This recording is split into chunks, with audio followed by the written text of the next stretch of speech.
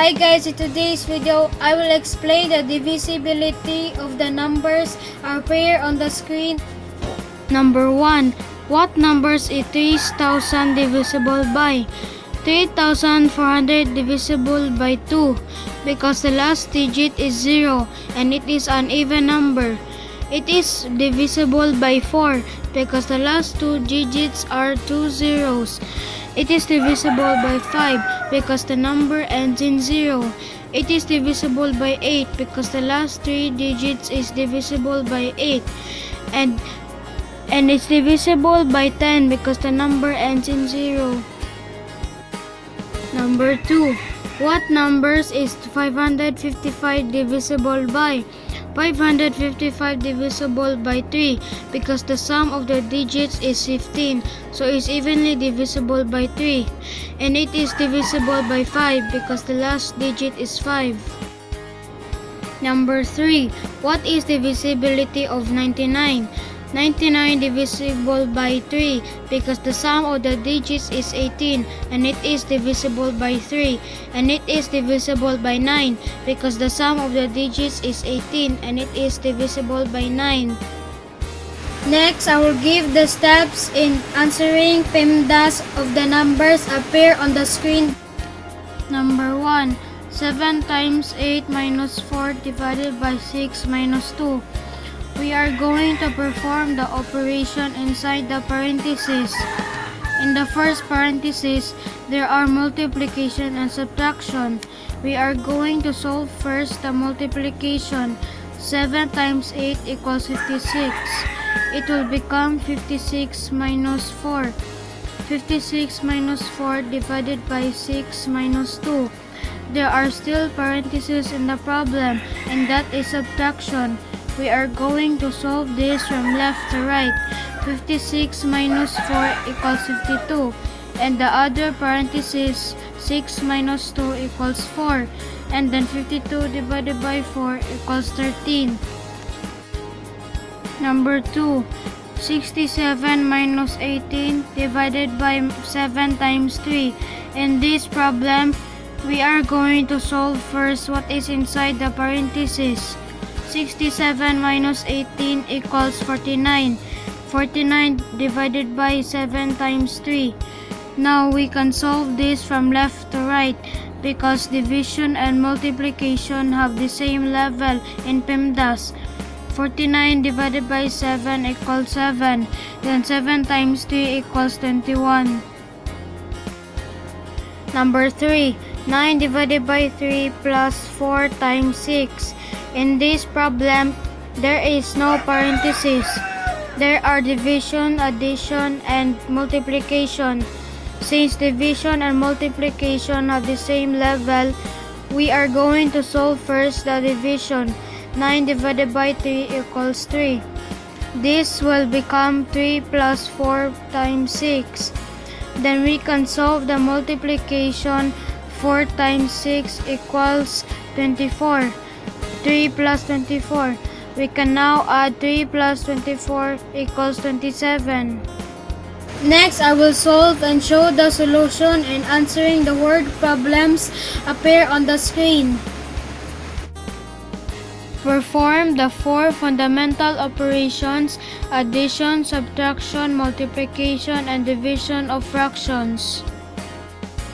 Addition. Number 1. Jack spent 3/4 of an hour biking and 5/6 of an hour jogging. Afterwards, he swam for 1/8 of an hour. How much time did Jack exercise before he went swimming? What is asked in the problem? How much time did Jack exercise before he went swimming? What is given in the problem? 3/4 of an hour biking and 5/6 of an hour jogging. Now we are going to solve the problem. We will going to find the common denominator of the two. The common denominator is 12. 12 divided by 4 equals 3. And then multiply to the numerator. 3 times 3 equals 9. This will become 9 over 12. 12 divided by 6 equals 2, and multiply it to the numerator 5. 2 times 5 equals 10. This will become 10 over 12. Now we can add 9 over 12 plus 10 over 12 equals 19 over 12, or 1 and 7 over 12. Time did Jack exercise before he went swimming? Subtraction number 2. To stay healthy, Emily decided to walk for 4 over 5 miles every day. She walked 2 over 5 miles to work and walked 1/4 mile at lunchtime. How much more does she need to walk after dinner if she wants to meet her target distance? What is us in the problem? How much more does Emily she need to walk after dinner if she wants to meet her target distance? What is given in the problem? 4 over 5 miles of walk every day, 2 over 5 of walk going to work, 1 and 1/4 mile of walk at lunchtime. We are going to solve the problem. First, we will find the common denominator of 2 over 5 and 1/4. The common denominator is 20. 20 divided by 5 equals 4. Then multiply to the numerator 2. 4 times 2 equals 8. This will become 8 over 20. Next, 20 divided by 4 equals 5. And multiply to the numerator 1. 5 times 1 equals 5. This will become 5 over 20. Then add the two fractions. 8 over 20 plus 5 over 20 equals 13 over 20. Now we can subtract 4 over 5 to 13 over 20. 4 over 5 minus 13 over 20. We will find the common denominator of 4 over 5 and 13 over 20. The common denominator is 20. 20 divided by 5 equals 4. 4 times 4 equals 16. This will become 16 over 20. Now we can subtract 16 over 20 minus 13 over 20. 16 over 20 minus 13 over 20 equals 320 mile to walk after dinner to meet her target distance. Multiplication number 3. Rini had a box of cupcakes, which she gave 1/2 to her friend Juan. Juan gave 3/4 of his share to his friend Elena. What fractional part of the original box of cupcakes did Elena get? What is us in the problem? What fractional part of the original box of cupcakes did Elena get? What is given in the problem? 1/2 box of cupcakes Rena gave to her friend Juan. 3/4 of Juan's share to Elena. Now we can solve the problem. 1/2 times 3/4 equals 3 over 8. 3 over 8 of fractional part of box of cupcakes Elena get. Division number 4. A chocolate bar is 3/4 of an inch long. If it is divided into pieces that are 3 over 8 of an inch long, then how many pieces is that? What is us in the problem?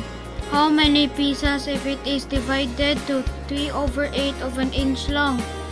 What is given in the problem? 3/4 of an inch of a chocolate bar and 3 over 8 of an inch long. We can solve the problem.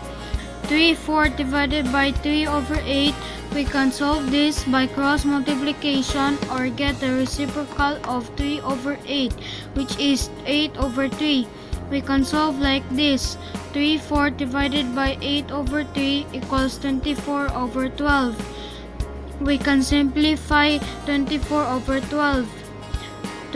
24 over 12 or 2.